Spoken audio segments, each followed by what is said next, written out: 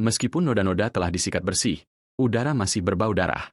Siapapun yang dieksekusi terakhir belum lama pergi. Seorang petani tak bernama sepertimu berani menyentuh tuan muda? Ucapkan kata-kata terakhirmu. Semakin cepat kau mati, semakin cepat kau terlahir kembali. Mendengarkan pidato inkuisitor yang tidak masuk akal, Ron hampir batuk darah.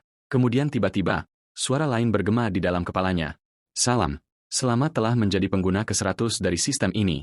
Sistem ini ada untuk melatih para transmigrator menjadi makhluk terkuat di bumi. Tepat pada saat itu, Algojo melepaskan tali. Bilah guillotine melengking saat jatuh. Tapi kemudian waktu itu sendiri tampak membeku. Bahkan suara pun lenyap dari dunia di sekitarnya. Layar biru bercahaya muncul tepat di depan mata Ron. Ia melirik bilah yang menggantung beberapa inci di atas lehernya dan meraung. Latih aku, katamu.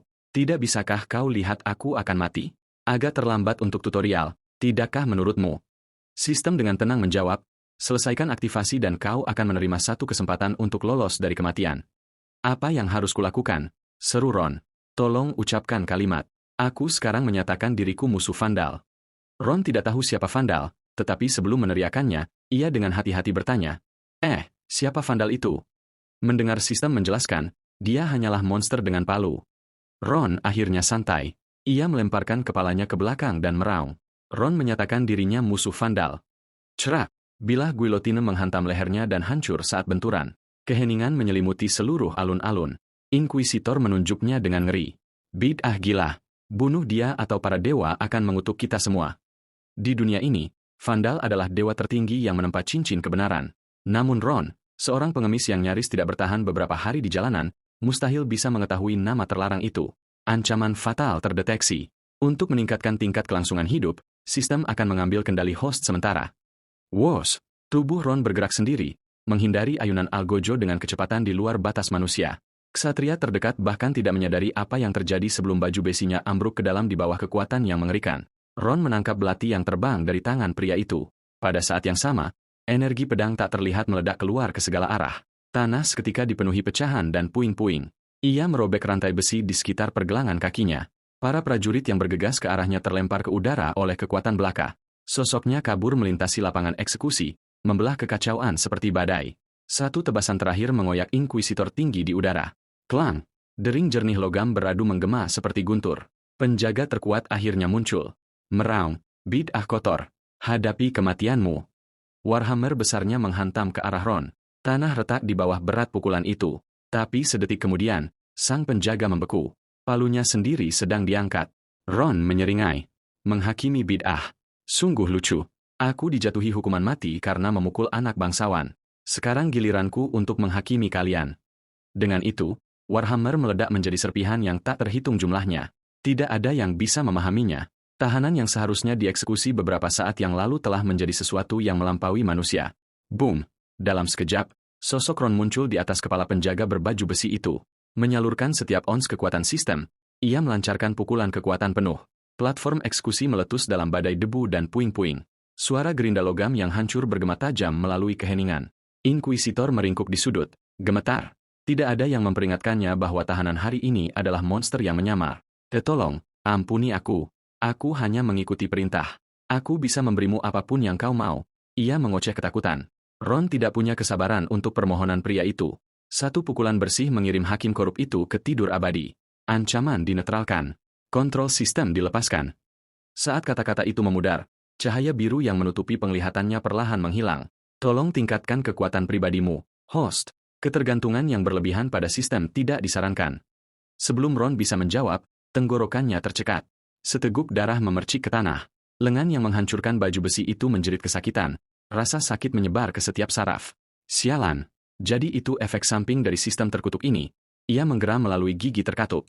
Penglihatannya kabur menjadi putih, lalu hitam saat tubuhnya roboh tak bernyawa ke tanah. Tepat saat Ron pingsan, sistem membunyikan peringatan. Status host kritis. Pemulihan kognitif segera diperlukan. Suara mekanis yang menusuk secara bertahap menariknya kembali dari kehampaan. Kesadaran transmigrator dipulihkan. Semua ancaman eksternal dinetralkan. Mengerang, Ron mengusap kepalanya yang pusing, mengingat kekacauan seperti mimpi yang baru saja ia alami. Tiba-tiba, alarm berbunyi lagi. Terdeteksi sumber mana yang tidak terkontrol di dekatnya. Singkirkan sumbernya segera. Ron mengamati area itu, hanya untuk melihat gumpalan lendir yang sama yang telah menyetrumnya sebelumnya. Ia ingat hanya ada 3 orang di sel ini kemarin. Berkat penjelasan si bodoh besar Chun, ia mengetahui bahwa lumpur hitam di tanah itu sebenarnya adalah penyihir terkutuk. Kekuatannya telah menentang logika dunia, dan cincin kebenaran menghukumnya dengan bentuk yang menyedihkan ini. Kemudian suara dingin sistem bergema sekali lagi. Host dapat mengekstrak sisa mana dari sumbernya. Melakukan hal itu juga akan membantu peningkatan sistem. Baiklah, gumam Ron ke udara. Bagaimana tepatnya cara mengekstraknya? Masukkan senjata apapun langsung ke inti sumbernya, jawab sistem dengan tenang. Ron terdiam, menatap lumpur hitam pekat itu. Ia baru saja melindunginya dari bahaya, dan sekarang ia harus menusuknya. Ia menarik napas dalam-dalam dan menghela napas tak berdaya. Melangkah maju, ia berbisik. Kehidupan selanjutnya, cobalah untuk tidak menjadi penyihir. Saat ia menusuk, aliran mana yang terlihat melonjak ke bilah, membanjiri tubuh Ron seperti api cair. Sementara itu, lumpur hitam mulai bergerak gelisah. Dalam sekejap mata, seorang gadis berkulit salju yang tanpa celah muncul tepat di depan Ron. Ia membeku. Si bodoh besar Chun benar selama ini. Mungkinkah ini benar-benar penyihir legendaris? Mendekat, Ron mencoba memeriksa apakah gadis itu masih bernapas. Kemudian matanya yang cerah dan berair perlahan terbuka. Sedetik kemudian, mata mereka saling beradu dalam posisi yang paling canggung. Napas hangatnya menyentuh wajahnya. Ron panik, meluncur mundur secara naluriah. Maaf, jangan salah paham. Aku tidak mencoba melihat. Pada saat itu, tetesan lendir hitam meluncur dari tubuhnya dan mengenai lantai dengan bunyi splat basah. Ketika Ron berbalik, telinganya langsung memerah. Gadis itu merangkak ke arahnya, benar-benar telanjang, ekspresi malunya sangat memikat. Ron menutupi wajahnya dengan tangan dan berteriak, "Apa yang kau lakukan? Tidakkah kau sadar kau tidak memakai apa-apa?" Ia dengan panik menggali tumpukan sampah, menemukan jubah tua, dan melemparkannya ke bahunya.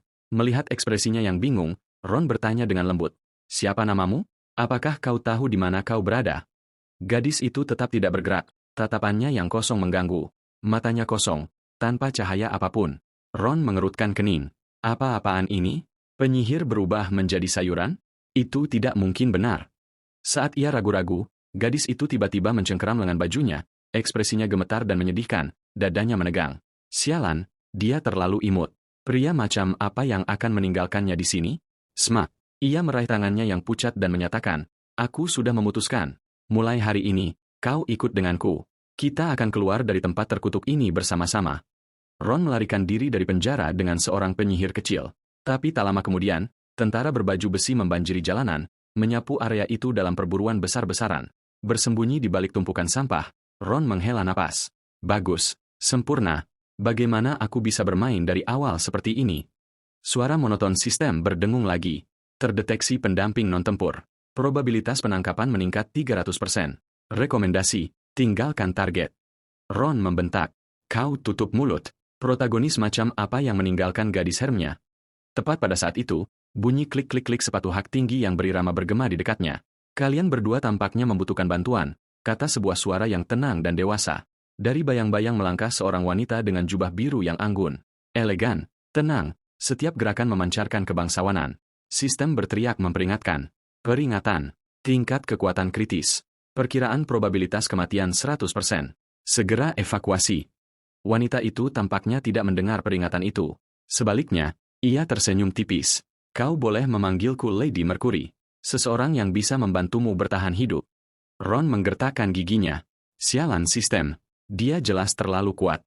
Dan kau ingin aku lari? Kau pikir itu mungkin? Bibir Lady Mercury melengkung menjadi senyum penuh arti, seolah ia telah mendengarnya. Kemudian mendapatkan kembali ketenangannya, ia mengetuk dengan lembut di dinding di sampingnya. Permukaan itu berkilauan dengan cahaya, mengungkapkan sebuah pintu entah dari mana. Jangan khawatir, katanya lembut. Aku bukan musuhmu. Masuklah. Di balik pintu terbentang ruangan bergaya abad pertengahan yang nyaman. Khawatir para prajurit mungkin kembali kapan saja, Ron mengikutinya ke dalam tanpa ragu-ragu, dengan penyihir kecil di belakangnya. Begitu di dalam, Lady Mercury menyediakan pakaian baru untuk Ron dan gadis itu. Ron melirik wanita elegan yang duduk anggun di sofa. Namun, terlepas dari ketenangannya, ia tidak bisa merasakan sedikitpun rasa aman. Jika kebaikan benar-benar ada di dunia ini, ia tidak akan kelaparan 9 kali dalam 3 hari. Lady Mercury menatapnya dengan senyum penuh arti. Apakah kau tahu mengapa aku membantumu? Karena identitas aslimu adalah putra sang pahlawan. Tunggu, apa? Itu terdengar penting, kurasa. Ron berkedip, jelas skeptis. Ia tidak menjelaskan lebih lanjut, hanya menawarkan senyum tenang dan misterius. Aku khawatir detailnya adalah sesuatu yang harus kau ungkap sendiri. Ron menghela napas dalam hati. Bagus.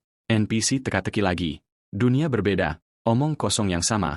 Saat ia menggerutu di kepalanya, Lady Mercury sedikit menyipitkan matanya. Kau tahu, katanya lembut. Aku bisa mendengar pikiranmu sampai batas tertentu. Ron hampir memuntahkan tehnya di tempat. Lady Mercury mengangkat cangkirnya dan menyesap dengan anggun. Aku memberitahumu ini agar kau mencari kebenaran sendiri. Tapi di luar garis keturunanmu, aku punya alasan lain untuk menyelamatkanmu. Kekuatan yang kau lepaskan di tempat eksekusi, dan kata-kata yang kau ucapkan sudah cukup bagiku untuk mengambil risiko itu. Ron mengerutkan kening, mencoba mengingat apa yang sebenarnya ia katakan di sana. Bibir Lady Mercury melengkung menjadi senyum penuh arti yang samar. Kau mengaku sebagai musuh Vandal. Sudahkah kau lupa? Ron membeku. Benar. Ia meneriakkan kalimat itu untuk mengaktifkan sistem terkutuk itu, tetapi sejujurnya, ia masih tidak tahu siapa atau apa itu Vandal. Kemudian, Lady Mercury bangkit dari tempat duduknya dan mendekatinya, nadanya tenang namun memikat. Tuan Ron, maukah kau membuat kesepakatan denganku? Anggap penyelamatanmu sebagai uang muka. Lady Mercury menjentikan jarinya dan berkata dengan santai, dengar, melangkah melalui pintu di belakangku, dan kau bisa meninggalkan kota ini. Melalui ambang pintu, pinggiran kota terhampar di bawah badai salju yang mengamuk. Angin membuat daun jendela berderit dan mengerang. Ron mengerutkan kening, blak-blakan seperti biasa. Ini tidak terlihat seperti tempat yang aman untuk ditinggali. Lady Mercury menghela napas tipis. Ini dulunya adalah wilayah yang makmur, tetapi suatu hari membeku. Aku ingin kau mencari siapapun yang bertanggung jawab atas pembekuan desa. Saat kata-katanya menggantung di udara, Muna, yang diam-diam menyeruput teh di dekatnya, tiba-tiba meraih pergelangan tangan Lady Mercury. Tatapan Lady Mercury beralih ke penyihir kecil itu seperti bilah. Namun, Muna seperti kucing yang mengembang, sangat tidak mau membiarkan ancaman apapun mendekati Ron. Kesenangan berkelebat di mata Lady Mercury. Sepertinya ingatan temanmu mulai kembali. Ia melepaskan tangan yang tadinya bertumpu di bahu Ron. Kemudian ia melanjutkan, penyihir itu telah terperangkap dalam lumpur hitam itu begitu lama. Ia hanya bisa bertindak berdasarkan naluri untuk saat ini. Kesadarannya sedang dibangun kembali. Kembali ke intinya. Jika kau pergi ke desa dan menangkap pelakunya, itu akan ideal. Bahkan membawa petunjuk pun sudah cukup. Dengan itu, Lady Mercury mendorong pintu terbuka lebar. Hembusan angin dingin menyengat wajah Ron seperti pecahan es. Lady Mercury menjentikan jarinya dan berkata, ngomong-ngomong, aku harus memberitahumu, aku adalah seorang Duchess dari Kekaisaran Norman. Jika ini berjalan dengan baik, aku bisa memberimu wilayah dan bahkan mengatur gadis naga. Kau akan bodoh untuk menolak.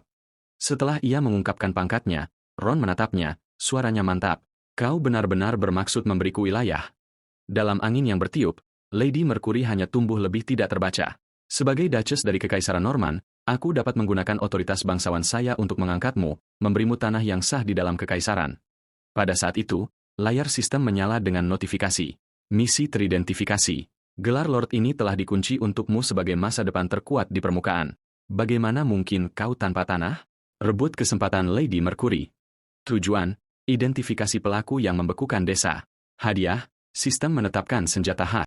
Setelah pertimbangan singkat, Ron menyadari bahwa mengingat keadaannya saat ini, menemukan pelakunya akan memberinya tanah dan senjata. Ini adalah kesempatan sekali tembak untuk mengubah nasibnya. Sementara ia masih berpikir, Lady Mercury bertanya dengan lembut. Tuan Ron, sudahkah kau memutuskan? Apakah itu tidak cukup menggoda? Ron tidak ragu-ragu. Ia menerima di tempat. Lady Mercury menawarkan senyum lega yang samar dan mengulurkan tangannya. Saat tangan mereka bersentuhan, nada konfirmasi kontrak berbunyi di kepalanya. Perhatikan, misi tidak dapat dibatalkan setelah dimulai.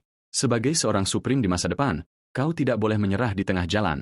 Jika host menunjukkan kelalaian, sistem akan menjatuhkan hukuman berat, termasuk namun tidak terbatas pada penghapusan keinginan, kepatuhan paksa, atau rasa sakit yang ditimbulkan. Ron, yang sedang melamun tentang masa depan yang cerah, langsung kedinginan. Ia berpikir dengan marah, sialan, mengapa aturan ini tidak diberitahukan sebelumnya? Aku mulai berpikir kalian berdua menjebakku. Menarik dirinya bersama, Ron melangkah melalui pintu dengan Muna di sisinya. Melalui jendela, Lady Mercury bergumam, aku sungguh berharap kau tumbuh lebih kuat, transmigrator. Saat itu, seekor drake berbentuk cair menyelinap keluar dari cangkir teh dan meluncur ke udara. Seseorang di dekatnya bergumam, Lady Mercury, apakah kau tidak terlalu terburu-buru? Bahkan untuk seorang transmigrator, apakah bijak mengirimnya ke dalam bahaya begitu cepat? Lady Mercury menjentikan jarinya ke drake perak itu. Siapapun yang tidak terhubung ke dunia ganda tidak akan pernah bisa menyentuh entitas-entitas itu. Itu saja sudah membuatnya istimewa. Dia adalah transmigrator ke-100. Kali ini, ia harus tumbuh dengan cepat. Drake kecil perak itu mencengkeram kepalanya, mengerang. Kau bahkan tidak menjelaskan dasar-dasar dunia ini kepadanya. Dia akan mati dalam beberapa hari. Sisik biru pucat berkilauan samar di pipi Lady Mercury saat ia menjawab dengan dingin. Tenang, aku sudah mengirim seseorang yang dapat diandalkan untuk membantu Tuan Ron. Naga perak kecil itu membeku di udara, matanya melebar. Jangan bilang itu Lilian, kan? Mentalitas gadis itu nyaris melewati masa remajanya. Dan jika aku ingat dengan benar, dia membenci manusia. Sementara itu, Ron berjalan susah payah melewati salju yang melolong, hampir mempertanyakan pilihan hidupnya. Kau yakin ada orang yang masih hidup di luar sana? Kita sudah berjalan setengah hari dan belum melihat satu desa pun. Tiba-tiba, mata Muna terkunci pada sesuatu di depan. Ia menarik ringan lengan baju Ron. Mengikuti tatapannya, Ron melihat sosok sendirian berdiri di tengah badai. Begitu ia melihat lebih jelas, ia membeku di tempatnya. Itu adalah seorang gadis, seorang pelayan, berpakaian sangat ringan untuk cuaca sedingin itu. Rambut putih keperakannya berkibar tertiup angin, dan mata safirnya bersinar dengan tekad yang dingin. Ron mengembuskan kepulan uap. Kau tahu, dia sama sekali tidak terlihat normal. Tanpa melirik lagi, ia meraih tangan Muna dan mulai berjalan mengitarinya. Pelayan itu berkedip, wajahnya berubah menjadi ketidakpercayaan yang marah. Tidak dapat dipercaya. Apakah manusia itu baru saja mengabaikanku? Ekspresinya mendingin. Dengan beberapa langkah cepat, ia mendekatkan jarak. Ron berhenti dan mengerutkan kening. Nona, siapa kau, dan mengapa kau mengikuti kami? Pelayan berambut putih itu mengangkat roknya dalam kursi yang sopan. Senang bertemu denganmu, Tuan Ron. Namaku Lilian, pelayan Lady Mercury. Aku telah ditugaskan untuk memberikan bantuan apapun yang kau butuhkan. Ron akhirnya menghela napas lega. Jadi, kau dari Lady Mercury? Bagus, kau bisa mengatakannya lebih awal. Kukira kau adalah penguntit menyeramkan. Pelayan itu mengangkat dagunya, ekspresinya murni arogansi. Secara sukarela berbicara dengan manusia yang kotor, jahat, dan jelek, gagasan itu saja membuat perutku mual. Kau tidak bersih. Maafkan aku jika aku tidak ingin terlalu dekat. Bahkan di bawah perintah Lady Mercury, tingkat kekotoranmu saat ini sungguh tak tertahankan. Ron melirik celah 50 meter yang ia jaga di antara mereka. Kau yakin itu terdengar seperti permintaan maaf?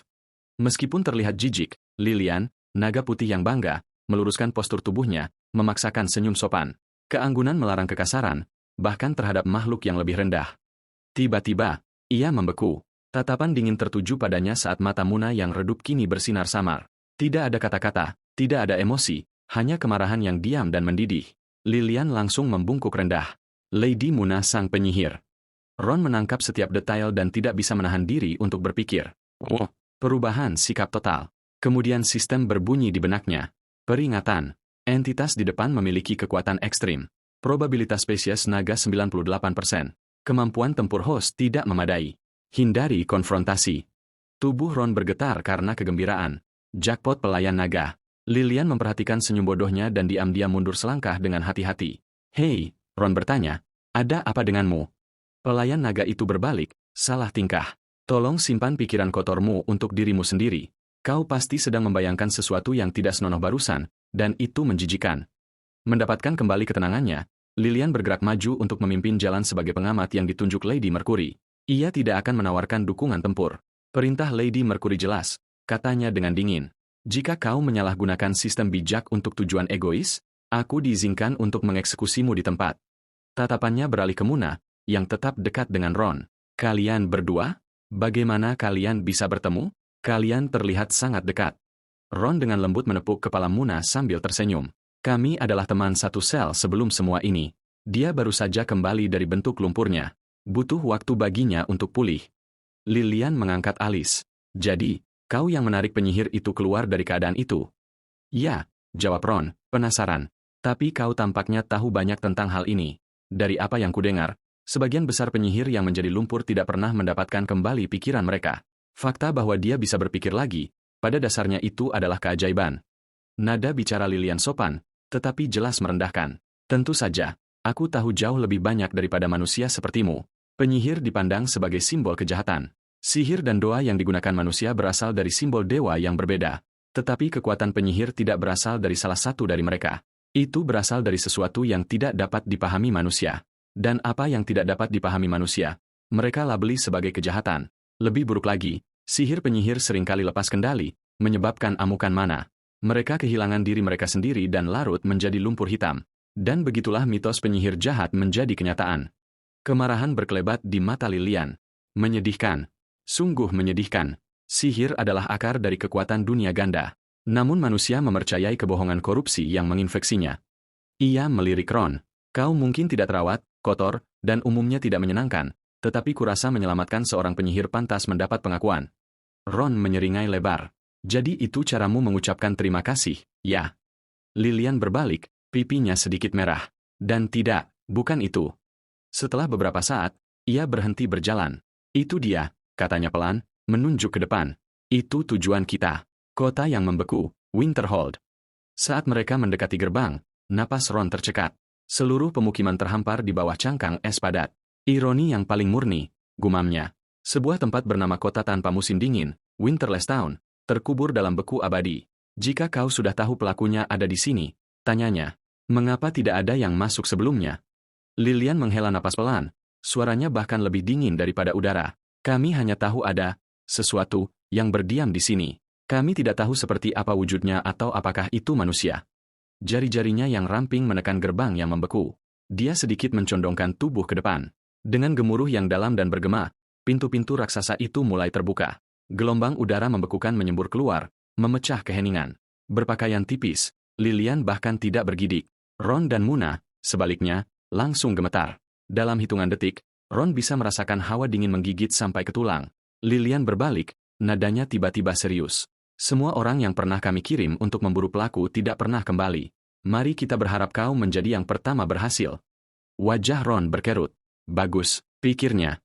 Misi bunuh diri. Tatapannya beralih ke rune bercahaya samar yang berputar-putar di udara. Sisa-sisa penghalang ilahi. Lilian mengikuti arah pandangannya. Pipinya langsung memerah. Warna menjalar sampai ke telinganya. Aaron, kau sedang menatap pakaian dalamku. Hardiknya, suaranya setajam cambuk. Tarik kembali tatapan menjijikan itu sekarang juga. Ron menggaruk bagian belakang kepalanya dengan canggung. Ngomong-ngomong, Nona Lilian, kau ikut denganku, kan? Pelayan naga itu memalingkan wajah, merasa malu. Aku hanyalah wanita yang rapuh. Kau harus menangani bagian ini sendirian. Rapuh. Ron menyalak. Kau baru saja mendorong gerbang baja seberat beberapa ton. Itu idemu tentang rapuh. Berdeham, Lilian menegakkan tubuh, ketenangannya kembali pulih. Kembali ke masalah utama. Tugas saya adalah mengamati, bukan mengganggu. Perintah Lady Mercury sudah jelas. Saya tidak akan membantu Anda. Ron mengerang. Kau pasti bercanda. Kau ingin aku mati di dalam sana, kan? Ini membekukan. Monster macam apa yang bahkan bisa hidup di tempat seperti itu? Mata permata Lilian berkilauan samar. Ini adalah kontrak yang kau tanda tangani dengan Lady Mercury. Saya hanya pengawas. Aturan adalah mutlak. Jangan khawatir. Tambahnya, saya dan penyihir kecil akan mendirikan kemah di sini. Saya akan memastikan dia aman selagi Anda pergi. Ron menghela napas perlahan, pasrah pada nasibnya. Sudah kuduga. Tidak ada gunanya berdebat dengan naga. Dia berjongkok di samping Mauna, dengan lembut menepuk kepalanya. Tetap di sini, oke? Aku akan kembali sebelum kau menyadarinya. Dengan itu, dia berbalik dan melangkah melewati gerbang es Winterhold. Kata-kata Lilian sebelumnya bergema di benaknya. Jadilah yang pertama kembali. Dia tertawa pahit. Ya, itu sama sekali tidak menyeramkan. Saat matanya menyesuaikan diri, kengerian beku kota itu terbentang di hadapannya.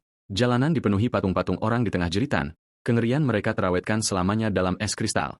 Selain angin, tidak ada apa-apa, hanya keheningan mati dan hampa. Ron bergumam, apakah benar-benar ada pelaku di sini? Kemudian terdengar suara gemerisik samar di atas, bergesekan lembut dengan atap. Dia mendongak dan bertatapan dengan sesuatu yang balas menatap. Apa-apaan itu? Apakah itu tupai?